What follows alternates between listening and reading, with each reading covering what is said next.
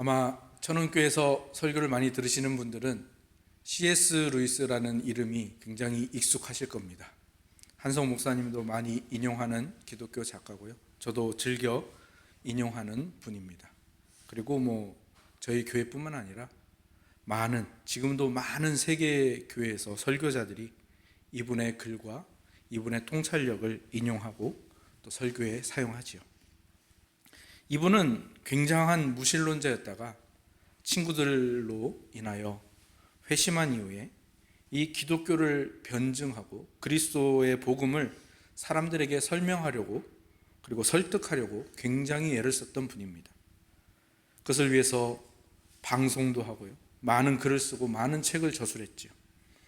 특히나 1, 2차 세계대전 이후에 전 유럽 사회가 전쟁을 겪어보니 하나님이 없는 것 같다라는 이 무신론이 대유행했을 때 이 C.S. 루이스의 글과 방송과 책을 통해서 많은 사람들이 하나님께로 돌아오게 되었습니다.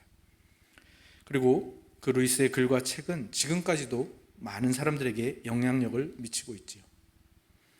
그런데 C.S. 루이스가 처음부터 글을 쓰는 사람이나 기독교 작가가 되려고 한 것은 아닙니다. 사실 루이스는 어려서는 물건들, 집, 배, 엔진 이런 것들을 만드는 그런 사람이 되고 싶었다고 합니다. 그런데 이 C.S. 루이스 집안은 유전적으로 어떤 장애가 있었습니다. 엄지손가락 관절이 없거나 형태만 있는 그런 장애를 유전적으로 물려받았다고 합니다. 우리는 엄지손가락을 다 구부릴 수 있으니까 이것이 구부려지지 않는 것이 얼마나 불편한지 모르는데 이 엄지관절이 없으면, 이 엄지관절을 구부릴 수 없으면 어떤 일을 해내거나 특히 세밀한 작업들을 할 수가 없다고 합니다. 그래서 어린 루이스는 그것도 모르고 많은 이 마분지, 두꺼운 종이와 가위들을 망가뜨리고 나서야 자기가 무언가를 만들어낼 수 없는 사람임을 깨닫고 절망적인 눈물을 흘렸다고 합니다. 그나마 자기가 할 수 있는 연필과 펜으로 글을 쓸 수 있는 것, 그건 할 수 있겠다라고 해서 나는 글을 쓰는 사람이 되어야겠다라고 그때 결심을 했고, 그것이 자기가 작가가 된 이유라고 말합니다. 이 이야기를 들으면서 그런 생각을 했습니다. 한 사람의 약점, 그것이 자기 중심적인 생각과 만나게 되면 그저 좌절과 절망으로 끝날 수 있지만, 그런 우리의 좌절과 절망을 그리고 우리의 약점이 그리스도를 만나게 되면 새로운 창조의 길이 열리게 된다는 사실을 C.S. 루이스를 통하여 배우게 됩니다.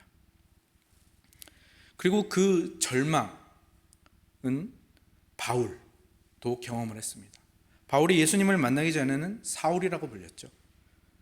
이 사울이 예수님을 만나고 나서 느낀 절망감은 C.S. 루이스가 마분지와 가위를 망가뜨린 후에 흘렸던 그 절망의 눈물, 그 절망감과 비슷한 절망감을 느꼈을 것이라 생각을 합니다. 왜냐하면 그가 예수님을 만나고 나니까 그동안 자기가 하나님을 위해서 한다고 했던 일이 사실은 자기가 신이 되어서 하나님이신 예수님을 핍박하고 예수님이 세운 교회를 방해하는 일이었다라는 것을 깨달은 것입니다. 왜냐하면 그가 만난 하나님이신 예수님께서 하신 말씀이 사울아, 사울아, 왜 나를 핍박하느냐라고 하는 말씀이었기 때문이죠.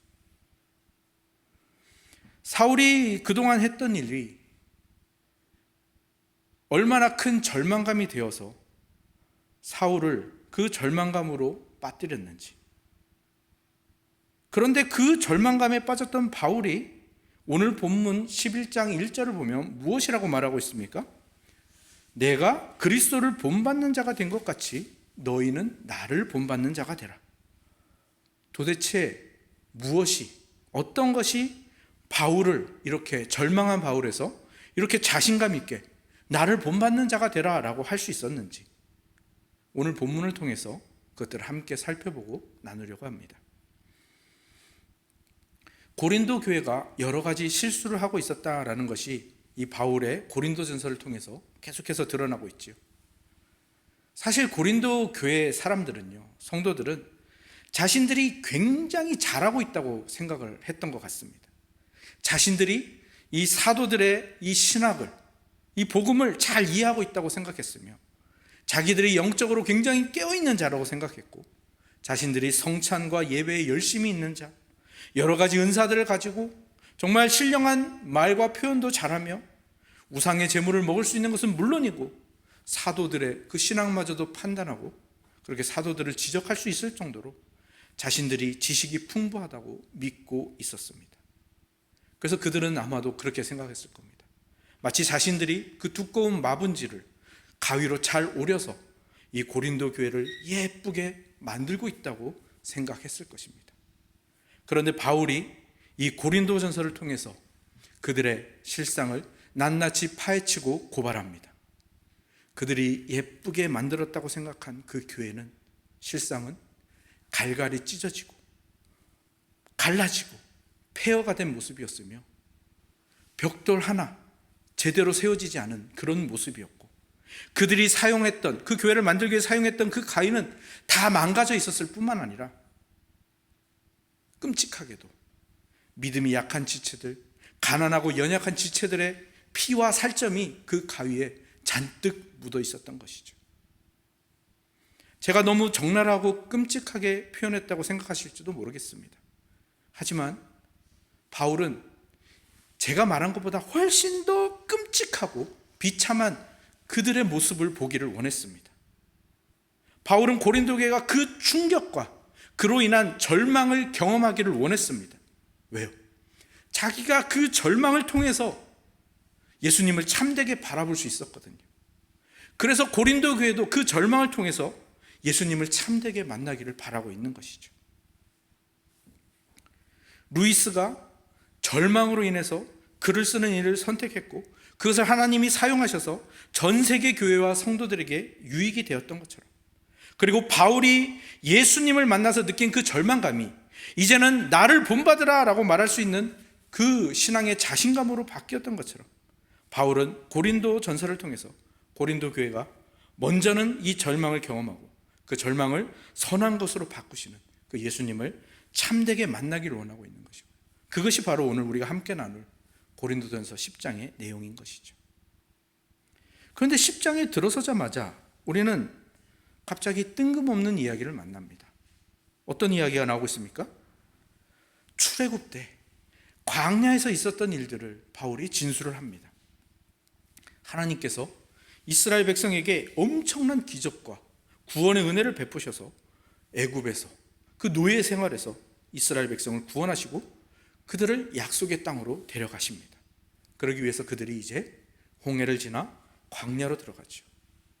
근데 이 홍해도 하나님께서 기적을 베푸셔서 그 홍해를 갈라 건너게 하셨을 뿐만 아니라 그 홍해를 건넌 것이 그들이 세례를 받은 것이다.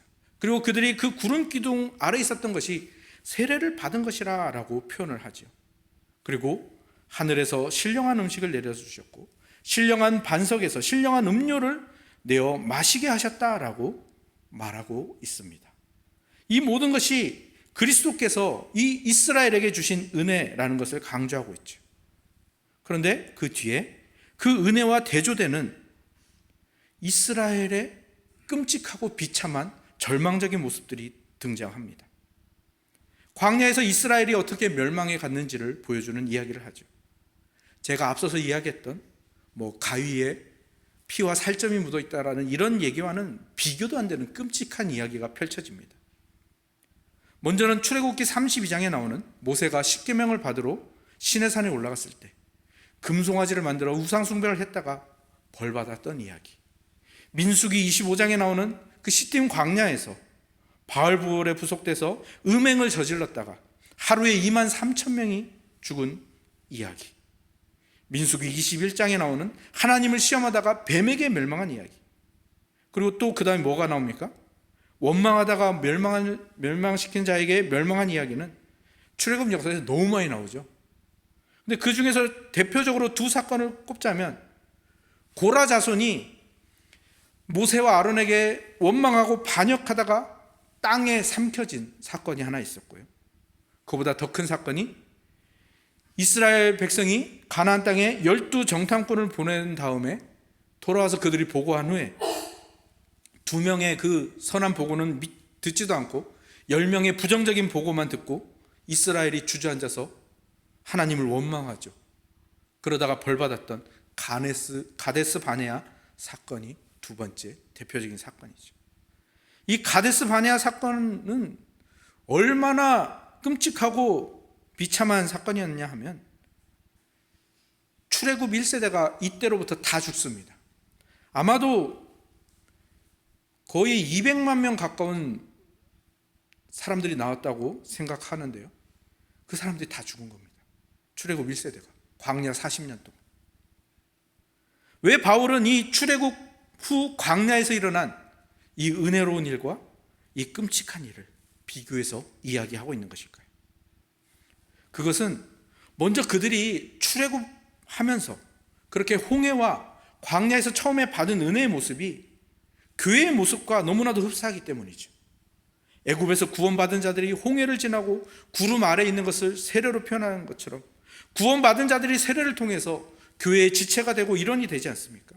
그리고 광야로 나온 그들이 하늘에서 내려온 신령한 음식과 신령한 반석에서 나오는 이 신령한 음료를 먹으며 살아가듯이 우리는 교회에서 이 성찬을 통해서 그리스도의 몸인 신령한 음식과 그리스도의 피인 이 신령한 음료를 먹으면서 신자로 살아가고 그 살아갈 힘을 얻고 그렇게 은혜를 누리며 살아가고 우리는 그렇게 교회 공동체를 중심으로 자라가게 돼 있고 살아가게 되어 있는 것이죠.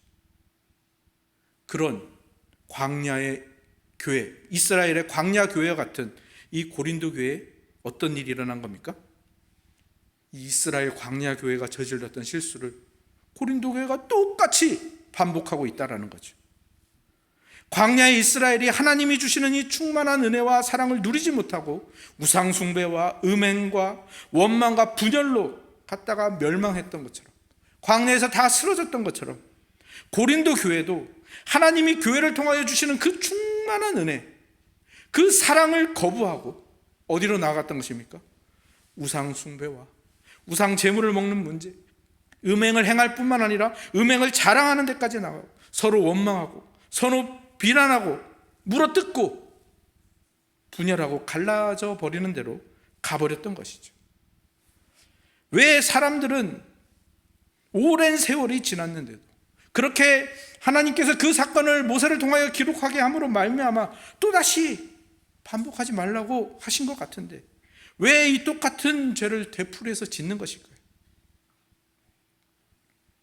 굉장히 절망스러운 이 사건이죠.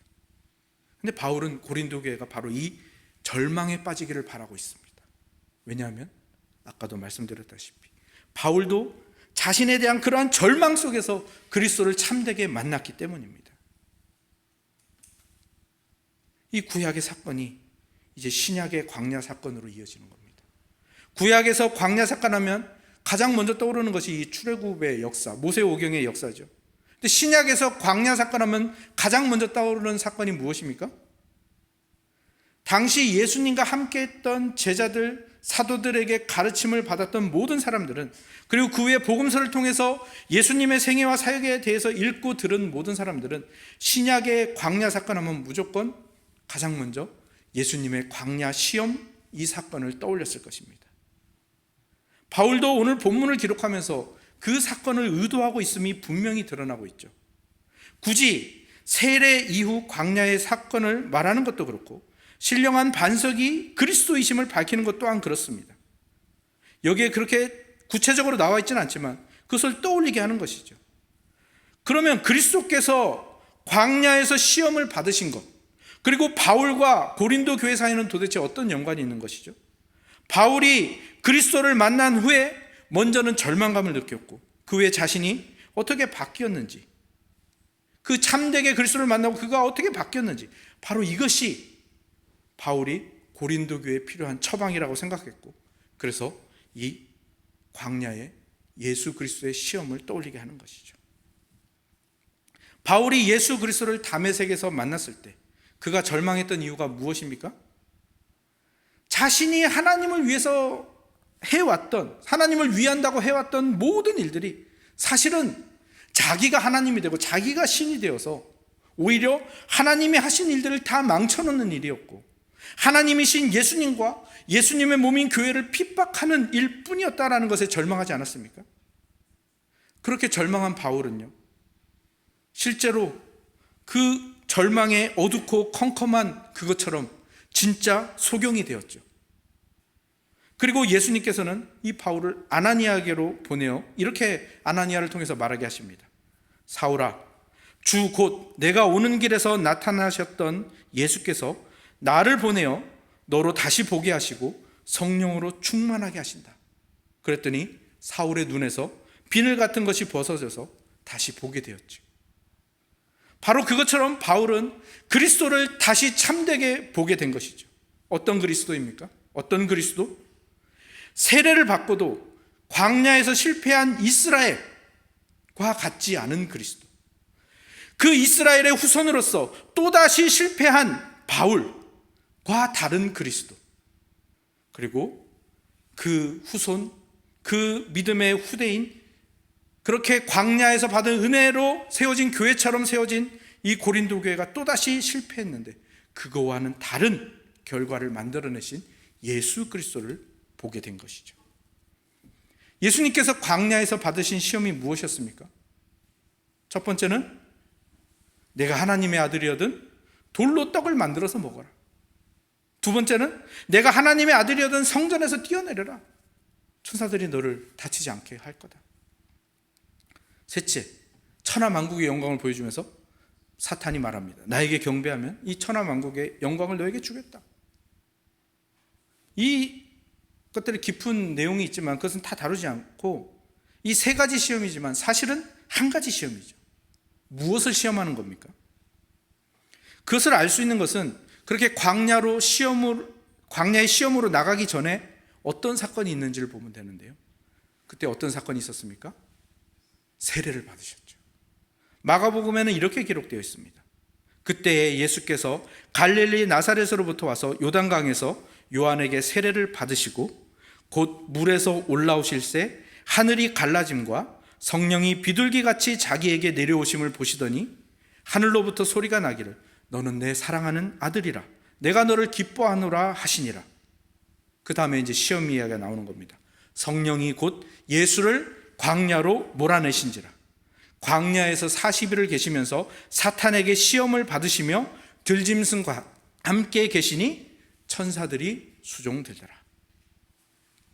세례를 받으신 후에 어떤 일이 일어난 겁니까? 지난번에 함께 나누었던 그 삼위일체의 아름답고 거대한 춤이 일어난 거죠. 성령이 비둘기처럼 예수님께로 내려오고 하늘이 갈라지고 성부 하나님의 소리가 들리는데 예수님을 향하여 너는 내 사랑하는 아들이라 내가 너를 기뻐하노라. 그 삼위일체 하나님의 아름다운 춤이 이 예수님의 세례 후에 정말 웅장하게 드러나는 겁니다.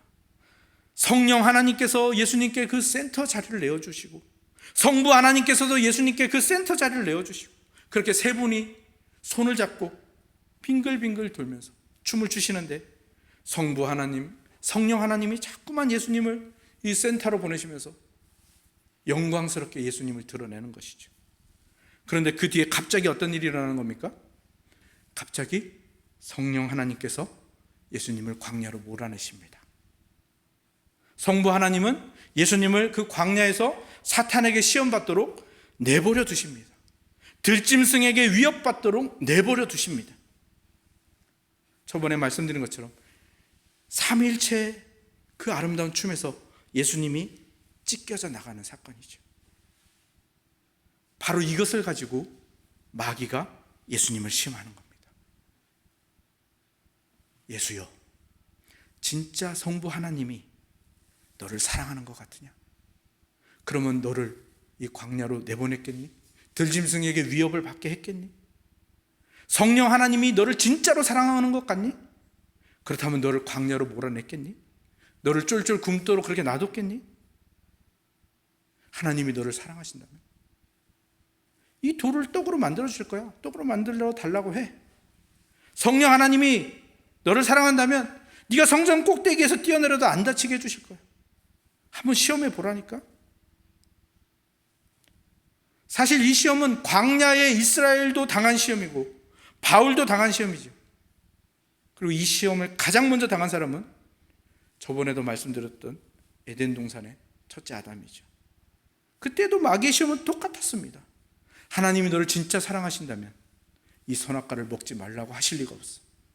이걸 먹으면 네가 하나님처럼 될 거야. 첫째 아담은 이 시험에서 실패했습니다. 이스라엘 백성도 이 시험에서 실패했습니다. 바울도 이 시험에서 실패했죠. 그러나 예수 그리스도는 이 모든 시험을 이기시는 겁니다. 무엇으로 이기십니까? 이것은 마태복음 4장에 자세히 나오죠. 첫 번째 시험은 이렇게 이기십니다. 예수께서 대답하여 이르시되 기록되었으되 사람이 떡으로만 살 것이 아니요 하나님의 입으로부터 나오는 모든 말씀으로 살 것이라. 두 번째 시험은 무엇으로 이기십니까? 또 기록되었으되 주 너희 하나님을 시험하지 말라 하였느니라. 세 번째 시험은 사탄아 물러가라. 기록되었으되 주 너희 하나님만 경배하고 다만 그를 섬기라 하였느니라. 예수님은 이 모든 시험을 무엇으로 이기신 겁니까? 하나님의 말씀과 그 말씀이 자신을 사랑하여 주어졌다는 것, 우리를 사랑하여 주어졌다는 이 하나님에 대한 사랑의 확신, 이 사랑으로 이기신 거죠. 하나님의 사랑으로 모든 마귀의 시험을 거부하신 거죠. 내가 광야로 내쫓겨난 이유가 있다면 하나님의 선한 의도가 있을 것이다. 나를 사랑하시기 때문에 이 일을 행하셨을 것이다. 이해할 수 없어도 나는 아버지를 버리지 않을 것이고 나는 하나님을 높일 것이다. 당장은 이해가 되지 않을지라도, 이 상황이 매우 좋지 않을지라도 나는 그분께 사랑함으로 순종하는 것이 하나도 두렵지 않다. 사탄아, 너는 나를 속일 수 없다. 너는 나를 사랑하는 존재가 아니고 내 아버지가 그리고 성령 하나님이 나를 사랑하시는 존재시다. 그 사랑하시는 존재가 나를 사랑하셔서 나를 이 광야로 보내신 것이다. 그리고 이제 우리는 드디어 알 수 있습니다. 왜 성령 하나님이 예수 그리스도를 광야로 내모셨습니까?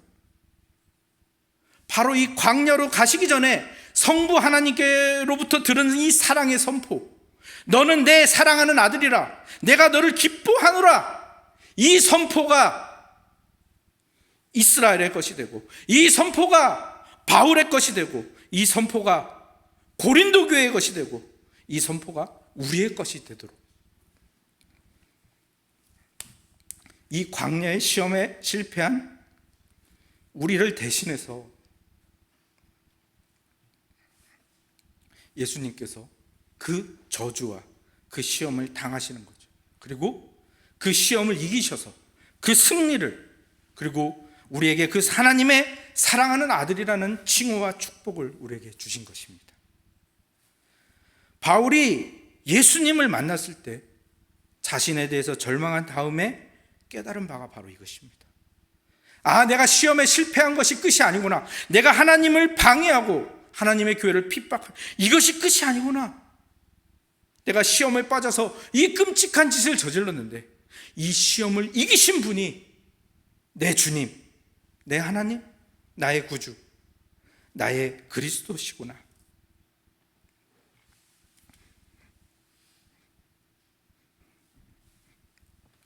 바울은 이것을 13절로 풀어내고 있는데요. 13절 같이 한번 읽어보도록 하겠습니다. 13절입니다. 함께 읽습니다. 시작.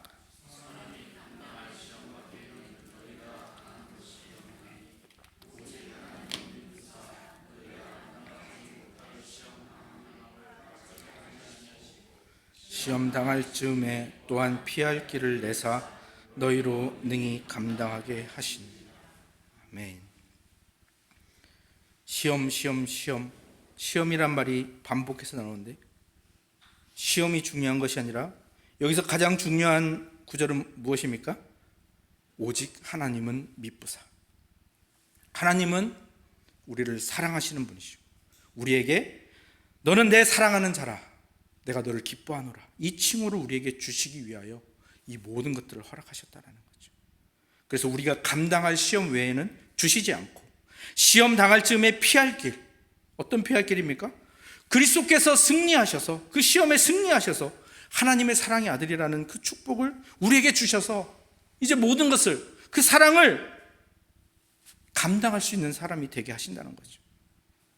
바로 그것이 앞서 나누었던 삼위일체의 춤추시는 하나님, 그것을 우리에게 이 그리스도로 보여주시고, 바울은 지금 그 그리스도 앞으로 고린도 교회를, 그리고 우리를 인도하고 있는 것이죠. 자신이 그 그리스도를 참되게 만났기 때문에, 그리고 그 그리스도와 늘 함께하고 그 그리스도를 늘 경험하기 때문에 자신은 모든 시험, 모든 비난, 모든 굴욕, 어떤 고난에도 불구하고 그리스도처럼 사랑할 수 있다라는 것을 고백하는 것이고요. 그것이 나를 본받는 자가 되라 라고 자신 있게 말할 수 있는 바울의 고백이 나온 근거인 것이죠. 바울의 연약함은 그리스도께서 당하시고, 그리스도의 승리와 축복은 바울에게서 흘러나가게 되는 것이죠. 그래서 결국 마지막에 읽었던 10장 31절에서 11장 1절로 이어지는 이 고백이 나오는 것입니다. 31절에서 11장 1절까지의 말씀 함께 읽도록 하겠습니다. 시작. 그런즉 너희가 먹든지 마시든지 무엇을 하든지 다 하나님의 영광을 위하여 하라. 유대인에게나 헬라인에게나 하나님의 교회에나 거치는 자가 되지 말고 나와 같이 모든 일에 모든 사람을 기쁘게 하여 자신의 유익을 구하지 아니하고 많은 사람의 유익을 구하여 그들로 구원을 받게 하라. 내가 그리스도를 본받는 자가 된 것 같이 너희는 나를 본받는 자가 되라. 아멘. 소망합니다. 이 바울의 고백이 우리의 고백이 되기를 소망합니다. 근데 그 소망을 하면서도 사실 이 고백 앞에서 가장 먼저 드는 생각은 두려움이죠. 머리로는 다 알고 있는데, 지식적으로는 다 알고 있는데, 그래서 바울처럼 저를 본받으십시오 라고 자신감 있게 말하고 싶은데 전혀 그럴 수 없는 저 자신을 보게 됩니다. 아직도 머리로는 아는데 여전히 절망에서 머물러 있는 제 자신을 보게 됩니다. 왜냐하면 여전히 일상으로, 삶으로, 현실으로 이어지지 못하고 있기 때문입니다.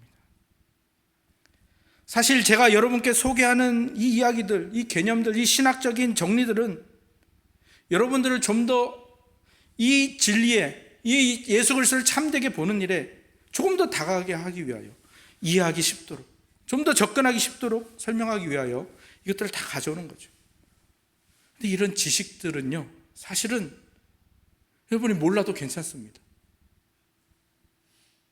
그러나 여러분의 가장 중요한 것은 바울처럼 예수님을 참되게 만나는 것입니다.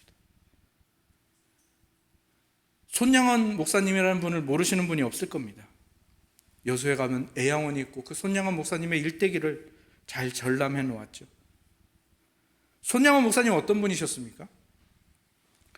예수 그리스도를 정말 깊이 경험했기 때문에 정말 그럴 수 있을까? 사람이 그럴 수 있을까 싶을 정도로 연약한 자들을 사랑했죠.